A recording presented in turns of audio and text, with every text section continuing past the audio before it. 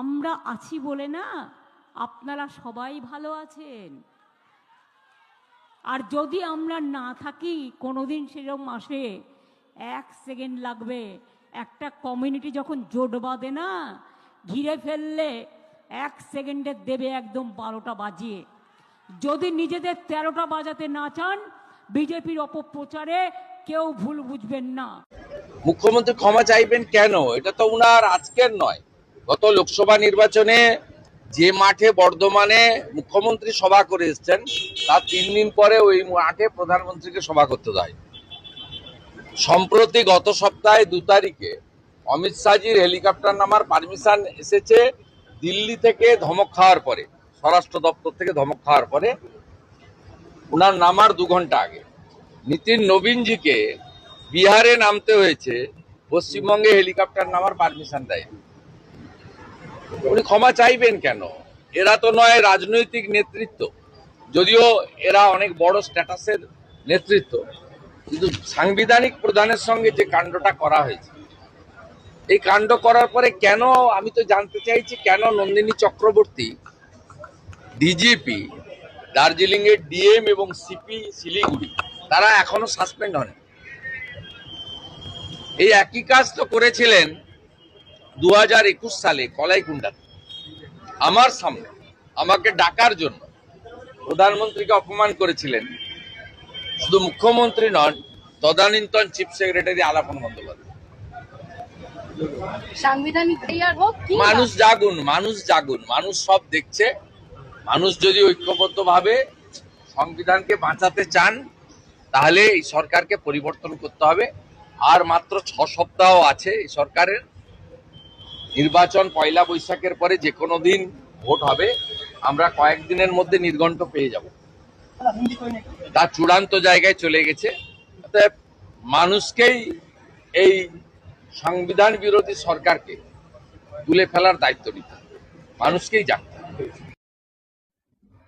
একজন মুখ্যমন্ত্রী এবং একজন এই রাজ্যের বিরোধী দলনেতা দুজনের বক্তব্যের ক্লিপ পাশাপাশি রেখে এই এপিসোডটি শুরু করলাম। নমস্কার, মানুষের ভাষায় আপনাদের সকলকে স্বাগত। আমি প্রবীর রায়চৌধুরী আপনাদের সাথে। আপনারা সকলেই জেনে গেছেন যে গণেশ কুমারের নেতৃত্বে ইলেকশন কমিশনের ফুল বেঞ্চ এই মুহূর্তে রাজ্যে রয়েছে, কলকাতায় রয়েছে। তারা বিভিন্ন রাজনৈতিক দলের সঙ্গে বৈঠক এই মুহূর্তে অলরেডি সেরে ফেলেছেন এবং বিভিন্ন রাজনৈতিক দল তাদের বক্তব্য, ভোট সম্পর্কিত বিভিন্ন রকম বক্তব্য প্রস্তাব তাদের সামনে, গণেশ কুমারের সামনে তুলে ধরেছেন। তাহলে এসআইআর এবং ভোট এই নিয়ে এই মুহূর্তে অনিশ্চয়তা রাজ্যে বিরাজমান। সকলের মনেই প্রশ্ন যে এসআইআর এর সাপ্লিমেন্টারি লিস্টগুলো কিভাবে কবে প্রকাশিত হবে। তেমনি সকলের মনে, প্রত্যেকের মধ্যে এই প্রশ্নও আছে যে আমাদের ভোটটা কবে হবে, কিভাবে হবে, আগের মতো ভাবেই হবে নাকি এবারের ভোট একটু আলাদা হবে, প্রশাসন এবং সংবিধান মেনে হবে, এবং সেটা কবে হবে, এই অনিশ্চয়তা আছে। কিন্তু তার থেকেও বেশি অনিশ্চয়তা বা সংশয় মানুষের, একটা বেশি সংখ্যক মানুষের মনের মধ্যে এই মুহূর্তে বিরাজমান। সেই জিনিসটা আপনাদের সামনে আজকে তুলে ধরবার চেষ্টা করছি। দর্শকের মধ্যে, আমাদের এই মানুষের ভাষার সশ্রদ্ধ সমস্ত সুধী দর্শকদের মধ্যে থেকেও সেই একই সংশয় বারে বারে উঠে আসছে। সকলের কমেন্ট হয়তো এখানে এই অনুষ্ঠানটাতে পড়ে শোনাতে পারছি না, কিন্তু আমরা চেষ্টায় থাকছি যে সকলের কমেন্টই যাতে এইভাবে আমরা পড়ে শোনাতে পারি আগামী এপিসোডগুলোতে। সংশয়টা কি? গত এপিসোডে এই নিয়ে খানিকটা আলোচনা করেছিলাম, কিন্তু আজকে শুভেন্দু অধিকারীর বক্তব্য খুব তাৎপর্যপূর্ণ এবং নির্বাচন কমিশনের সামনে দাঁড়িয়ে বিজেপির যে প্রতিনিধি দল গেছিলেন তারা সেখান থেকে বৈঠক করে বেরিয়ে আসার পরে যে বক্তব্য রাখলেন সেটাও তাৎপর্যপূর্ণ। আর এই মুহূর্তে মুখ্যমন্ত্রীর যে বক্তব্য আপনাদের সামনে তুলে ধরলাম, সেই বক্তব্য নিয়ে সামনের এপিসোডে আরেকবার আলোচনা করব, সেটাও তাৎপর্যপূর্ণ। কেন বলছি? যে প্রথমত শুভেন্দু অধিকারী বিরোধী দলনেতা, মাননীয় বিরোধী দলনেতা, তিনি যেটি বললেন যে এটাই খুব আশ্চর্যের বিষয়, তিনি আশ্চর্য হয়েছেন যে এখনো পর্যন্ত রাষ্ট্রপতির অপমানের পর, আমরা এই গত এপিসোডেই বলেছিলাম যে এই সমস্ত কথাবার্তা বলবার জন্যে যে আমাদের সংবিধানে বিরাট কিছু একটা শাস্তি আছে, আকাশ ভেঙে পড়ার মতো মাথায় মুখ্যমন্ত্রীকে শাস্তি দেওয়া যায়, এরকম স্কোপ খুব একটা নেই। কিন্তু যে সমস্ত অফিসাররা, আমলারা আছেন, তারা যে প্রোটোকল ব্রেক করেছেন বা রীতিনীতিগুলো ব্রেক করেছেন, তার জন্যে কি হলো সেটা শুভেন্দু অধিকারী তুলে ধরেছেন, আজকে সংশয় প্রকাশ করেছেন যে তারা এখনো পর্যন্ত সাসপেন্ড হলো না কেন, সেটাই আশ্চর্যের। আশ্চর্য তো পশ্চিমবঙ্গের মানুষ, যে তিনি এটাও বলেছেন যে মুখ্য সচিব এখনো পর্যন্ত সাসপেন্ড নয় কেন। এই প্রশ্ন তো সাধারণ মানুষের। প্রথমত এটা খুবই আশ্চর্যের লেগেছিল যে রাষ্ট্রপতির সঙ্গে এই রকম ঘটনা, রাষ্ট্রপতির বক্তব্য প্রায় দুপুর 1:30-2 নাগাদ এই ঘটনাটা ঘটে যায়, রাষ্ট্রপতি ক্ষোভ প্রকাশ করেন, সেটা সমস্ত সংবাদ মাধ্যমের কাছে এসে যায়। কিন্তু তারপরেও রাজ্য বিজেপির তরফ থেকে একটা মানে প্রচন্ড প্রতিবাদ করা, কারণ তখন কিন্তু পরিবর্তন সংকল্প সভাগুলো রাজ্যের বিভিন্ন প্রান্তে চলছিল, এবং সেগুলো যদি টাইমিং গুলো খেয়াল করা যায়, সেই সমস্ত পরিবর্তন সংকল্প সভাগুলো থেকে কিন্তু ওই যে ইস্যুটা তক্ষুনি ঘটে গেছে সেটাকে নিয়ে একটা তীব্র প্রতিবাদ, সেইটা কেন হলো না, মানে সেই কমিউনিকেশনটা কেন ব্রেক করলো। যদিও পরিবর্তন সংকল্প সভার পরে সন্ধ্যার দিকে এই বিরোধী দলনেতা শুভেন্দু অধিকারী একমাত্র, তাকে প্রশ্ন করা হয়েছিল সাংবাদিকদের তরফে, পুরো সাংবাদিক সম্মেলনটা তিনি যেখানে সেই সভাটি করছিলেন, সব শেষ প্রশ্নের জায়গায় এসেছিল যে রাষ্ট্রপতির সঙ্গে এরকম হয়েছে, এবং শুভেন্দু অধিকারী তার মতো করে তার ক্ষোভ প্রকাশ করেছিলেন। বক্তব্য হচ্ছে যে 4 থেকে 5 ঘন্টা টাইম কেন লাগলো, কেন একটা সাংবাদিক সম্মেলন ইনস্ট্যান্ট করে তার প্রতিবাদ জানানো হলো না। আমি আগের এপিসোডগুলোতেই বলেছিলাম যে রেজিমেন্টের একটা পার্টির একটা বড় অসুবিধা থাকে, কোনো একটা ঘটনা ঘটলে সেটা ওই কমিটির কাছে যাবে, নিচের কমিটি থেকে মাঝখানের কমিটি থেকে রাজ্য কমিটি থেকে কেন্দ্রের কাউকে জিজ্ঞাসা করা হবে, সেই দায়িত্বপ্রাপ্ত মানুষ আবার রাজ্যের দায়িত্বপ্রাপ্ত মানুষকে হয় ফোনে অথবা চিঠিতে সেটা জানাবেন, তিনি আবার মেজো কমিটিকে জানাবেন, মেজো কমিটি আবার গ্রাউন্ড লেভেল কমিটিকে জানাবেন, ততক্ষণে ঘটনাটাই মিটে গেছে। এ একটা বড় সমস্যা। কাজেই সিদ্ধান্তের যে গতি আনতে হবে, এই নিয়ে মানুষের ভাষাতে একাধিক অসংখ্য এপিসোড, এই নিয়ে যারা পুরাতন দর্শক আছেন বা যারা নতুন দর্শক আছেন, পুরনো এপিসোডগুলো একবার দেখবেন। অনেকটাই গতি এসেছে, অনেকটাই গতি আনবার চেষ্টা করছেন এই মুহূর্তে রাজ্য নেতৃত্ব, সেগুলো চোখেও পড়ছে। কিন্তু পাশাপাশি এই প্রশ্নগুলো তো উঠছে যে একজন রাজ্যের কোনো একটি দলের নেত্রী, তিনি কোনো একটি ধর্ণা মঞ্চকে যেখানে হুমকি মঞ্চে পরিণত করে ফেলেছেন ঠিক নির্বাচনের আগে, প্রাক্কালে, যেখান থেকে লাগাতার এমনকি রাষ্ট্রপতিকেও ছাড়া হচ্ছে না, রাজ্যপালকেও ছাড়া হচ্ছে না, এবং ঘটনা হয় যে কোনো একটি মানে একটা ভুল আচরণ, একটা সামাজিকভাবে নেতিবাচক একটা আচরণ, উদ্ধত আচরণ, সংবিধান বিরোধী কোনো আচরণ বা আইন বিরুদ্ধ কোনো রকমের কথাবার্তা বা আচরণ বা কোনো ঘটনা, এগুলোর যদি প্রতিকার না হয়, একেবারেই না হয়, তাহলে সেই মাত্রাটা যে সেটা করে, সে ক্রমশ তার মাত্রা বাড়াতে থাকে, এবং তার ফল হচ্ছে সব শেষে এই যে আপনারা মুখ্যমন্ত্রীর এই মুহূর্তে যে বক্তব্যটা দেখলেন, সেই বক্তব্যটা অন্তত একটা সাধারণ মানুষ হিসেবে আমাদের খারাপ লেগেছে। এটা একটা মুখ্যমন্ত্রী কি ধরনের বক্তব্য হতে পারে, যে কোনো একটি সম্প্রদায়কে এইভাবে বলা যায়? আচ্ছা, সেই সম্প্রদায়টাও কি এতই সস্তা? আর সেই সম্প্রদায়টাকে নিয়ে যদি বলা যায়, ওনার ওই যে ধর্ণা মঞ্চ, সেই ধর্ণা মঞ্চে ওই সম্প্রদায়ের ভিড় নেই কেন, এত কম কেন এবারে? এটাও একটা প্রশ্ন। কিন্তু তৎসত্ত্বেও এই বার্তাটা তো একটা সাংঘাতিক উস্কানি ভোটের আগে, এটা চরম উস্কানি, যে একটা কমিউনিটি যদি ঘিরে ফেলে ইত্যাদি। আমি ওনার কথাটা আমি নিজের মুখ দিয়ে বলতে চাইছি না, ক্লিপে দেখতেই পেলেন আপনারা। তাই এই সমস্ত কিছুর জন্য তো নির্দিষ্ট আইন আছে, যেখানে যেখানে যেটুকু যেটুকু আইন প্রয়োগ করা যায় অন্তত সেটুকুর প্রয়োগ তো মানুষ দেখতে চায়। আর আবার সেই একটা ইলেকশনের পরে আবার কোনোভাবে পরাজয়ের সম্মুখীন হওয়া, এবং সবশেষে আমাদের কোথায় ভুল ত্রুটি আছে আমাদের এবার খুঁজে দেখতে হবে, না সে সুযোগ কিন্তু আর থাকবে না।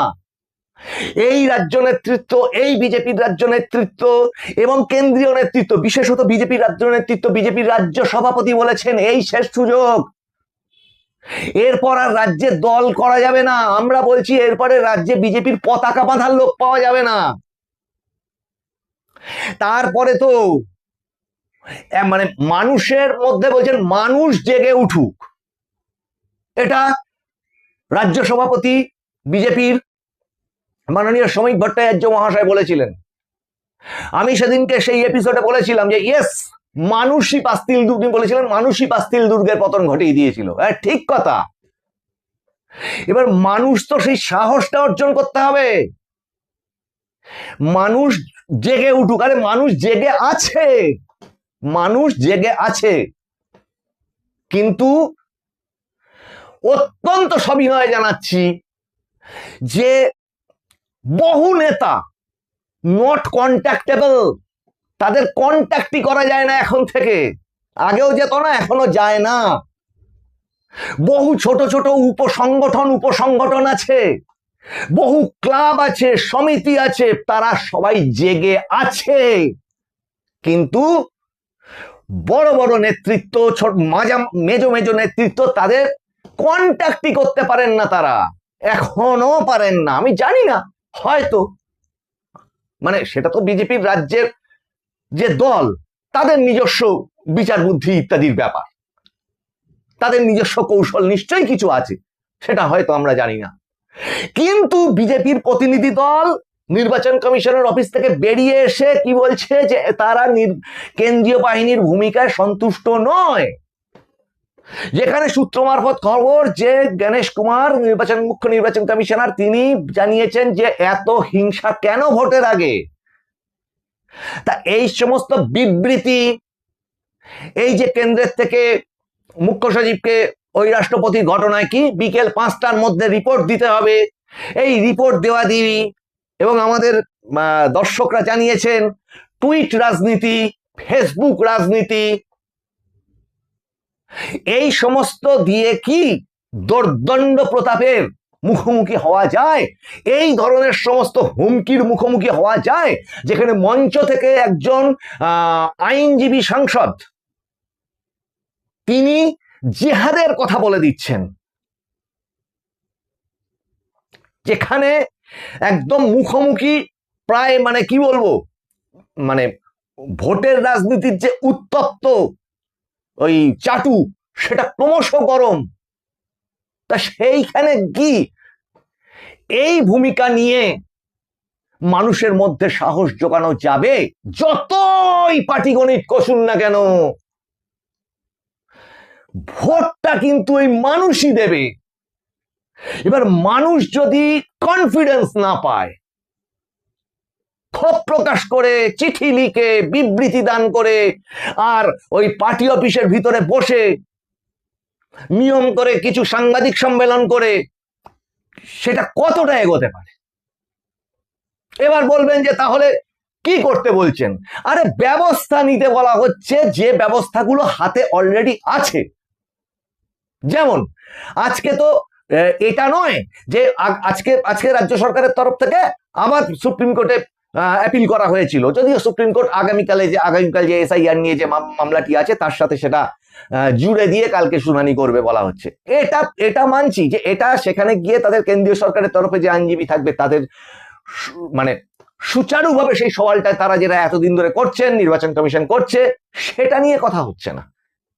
কিন্তু এই যে শুভেন্দু অধিকারী যে জায়গাটা মেনশন করছেন, এখনো কেন্দ্রীয় নেতৃত্ব এটা যদি ভেবে নেয় যে এইভাবে শুধুমাত্র নির্বাচন কমিশন, কেন্দ্রীয় বাহিনী এই সমস্ত দিয়ে খুব সুন্দরভাবে ভোটটা হয়ে যাবে, না, এই জায়গা তা নয়।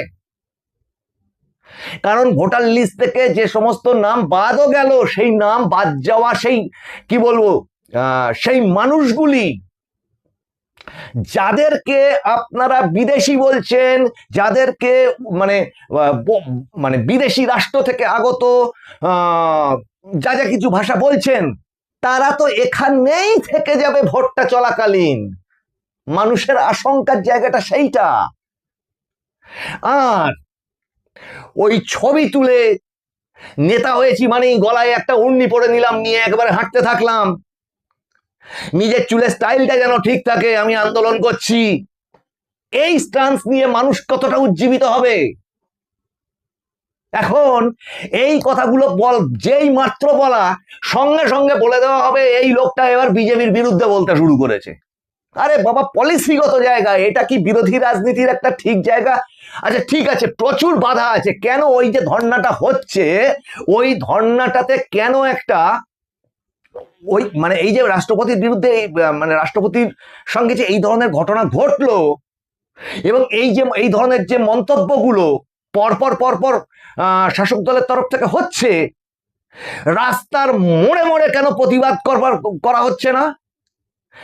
বিভিন্ন জায়গায় মানে যে সমস্ত সোশ্যাল মিডিয়া হ্যান্ডেলগুলো আছে সেগুলোতে 6 লাখ করে দেওয়া হচ্ছে না? যদিও দুঃখের সঙ্গে জানাচ্ছি, অ্যাডভার্টাইজমেন্টের ইন্টেন্সিটি যদি দেখেন সেটাও শাসক দলের বেশি বিভিন্ন মিডিয়াগুলোতে।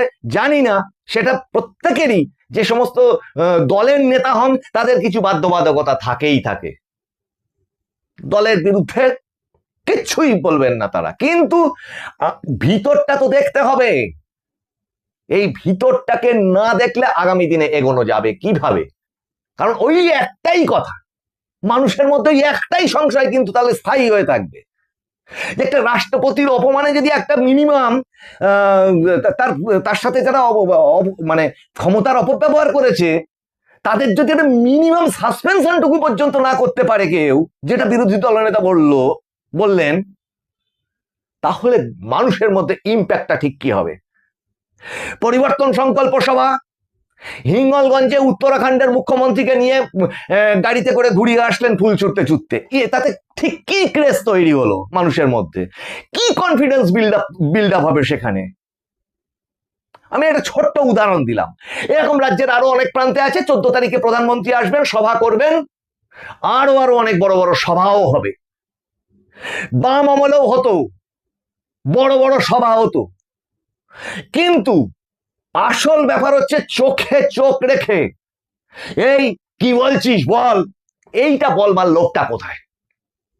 আর একটা কথা মানুন, বাম আমলের ওই চরম চরম মানে কি বলবো, নেতা বলুন বা গুন্ডা বলুন, মস্তান বলুন, যে সমস্ত যা কিছুই বলুন, তাদের বিরুদ্ধে পাল্টা ওই এই আয় কি বলবি বল, এই জিনিসটা কিন্তু তৃণমূল কংগ্রেস তখন করতে পেরেছিল 2011-তে বা তার আগে থেকে।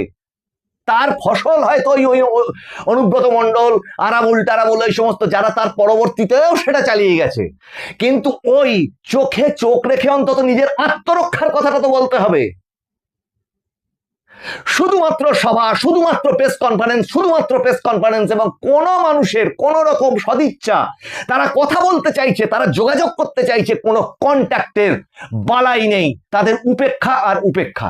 এই দিয়ে অনুরোধ করব কেন্দ্রীয় নেতৃত্ব বিজেপির এবং রাজ্যের নেতৃত্ব, ভাবুন যে এইটাকে নিয়ে আর শুধুমাত্র নির্বাচন কমিশন আর শুধুমাত্র নির্বাচন কমিশনের বাহিনী, প্রদত্ত বাহিনী ঘুরতে গেছে, বাহিনী ঠিক মতো পাহারা দেয়নি, তাই বুথ লুট হয়ে গেছে, তৃণমূল কংগ্রেস প্রচন্ড বুথ লুট করেছে, তাই আমরা পারিনি, রিগিংটা চুরি হয়ে গেছে, ইভিএম মেশিন সরিয়ে নিয়ে গেছে, তাই আমরা পারিনি। এই দিয়ে এইগুলো হচ্ছে পরাজয়ের পরে বলার কথা, সেই সতর্কতাটা আমরা এখান থেকে করছি, সেটা আগে থেকে করুন যে এই ঘটনাগুলো যদি ঘটতেই পারে তার মেজারগুলো কি। আর কিছু জায়গাতে মানুষকে জাগানো টাগানোর দরকার নেই, মানুষ সারা দিন রাত জেগে আছে, কারণ এত ঘা মানুষ খেয়েছে, ঘুমানোর টাইম নেই মানুষের, মানুষ এমনি জেগে আছে। সেই মানুষকে মনে সাহস দিন যাতে দরজা খুলে সে বুথ পর্যন্ত যেতে পারে। সেই হিম্মতওয়ালা নেতাদের আনুন, যে মানুষ ক্ষতিগ্রস্ত হয়েছে সেই মানুষ বুক পেতে লড়বে। দুধে ভাতে থাকা, গলায় উন্নি পরে মুখে সেন্ট পাউডার মেখে হয় না, বিপ্লব হয় না। অন্তত যে ক্ষতিগ্রস্ত হয়েছে, যার ঘর পুড়ে গেছে, যার পিঠে লাঠি পড়েছে, যার মাথা পেটেছে, তাকে দায়িত্ব দিলে সে এগোবে, সে পাহারা দেবে ওই বুথটা, নিজের জীবনকে বাজি রেখে দেবে।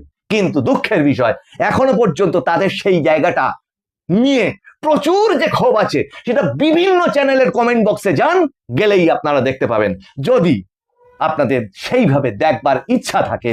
তো মানুষের ভাষার এই এপিসোড জানি সকলের হয়তো ভালো লাগবে কিনা জানি না, কিন্তু বাস্তবে মানুষের মনের কথাটা, সকলের মনের কথাটা, দর্শকের মনের কথাটা আমরা তুলে ধরলাম। আপনাদের ভালো লাগলে সাবস্ক্রাইব করুন, লাইক করুন, শেয়ার করুন, কমেন্ট করুন। আপনাদের কমেন্টগুলোকেই এখানে তুলে ধরি আমরা। এই এপিসোড এই পর্যন্ত। আপনাদের সঙ্গে আবার দেখা হচ্ছে সামনের এপিসোডে। নমস্কার।